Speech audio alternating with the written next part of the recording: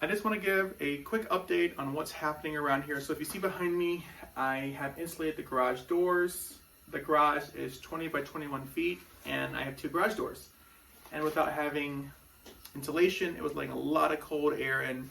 And so when I feel this right here, it definitely is it's quite cold, not terrible. But this doesn't feel cold at all. So it's helping a lot retain the heat in here right now. Now you can hear behind me or over there, the heater. I have a 9,000 to 15,000 BTU propane heater. It's on a small tank, 11 pounder, so half the size of a normal one you see at gas stations. It works all right. It keeps it about, I would say 15 degrees above ambient, but that's not gonna be enough when we're at like 10, 15 degrees. Tonight it's 34 degrees, which is quite warm for January. But once it gets down, say 15 more degrees, it's even 10 more degrees, it's not gonna work. So let me show you guys here what we got going on.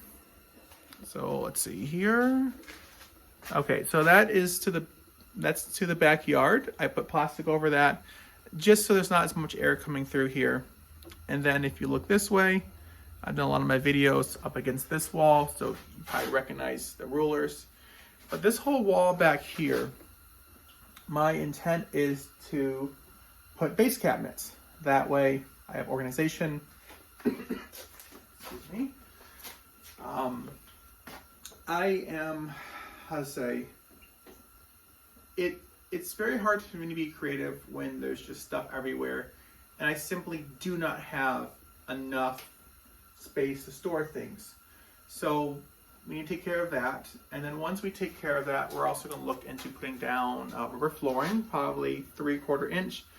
Tractor Supply has it at a really good price of $2 a square foot, which I think is some of the cheapest I have found, and it's really heavy duty. You can move things across it. If if rulers fall on the ground, it's not going to dent them. It's better for the knees and the back. And you can see here, I have my saw and then my miter saw, or rather my table saw and miter saw. I want to put the table saw in its own table. That way it's easier to handle goods with it, sheet goods, other things. And then I want the miter saw to actually go in front of me. So let's see here. You can see right here, there is a wall right there. Now, I could always open the garage. I could open the garage door, bring in pieces, and put it right here and take care of things. So either it'll be over here or over there. I'm not quite certain yet. It's just, you have this nice wall space with no window. If we go back over here, I mean, these windows do make it kind of difficult to hang things. Let's see here, what else? Oh, heater. So we're thinking about putting a heater right over here because I don't want this only to be a workshop just for me. If I want to do crafts with my kids, then I can bring them out here, have a table set up. We have a small dining room, which is, it's really tiny. It can barely fit the 5 of us when we're eating. So it would be nice when family visits that we could even eat out here. So there's a couple of considerations of that, but I would love for this garage to be more than just for woodworking only.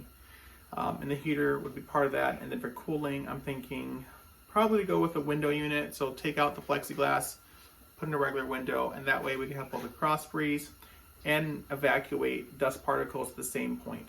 So that's more for the summer. And that kind of wraps it up.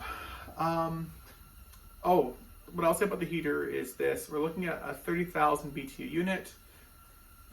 I think that should work. The goal would be for it to be at least in the 60s in here. If it could be 70s, that's great. But it's been pretty warm this season, surprisingly so.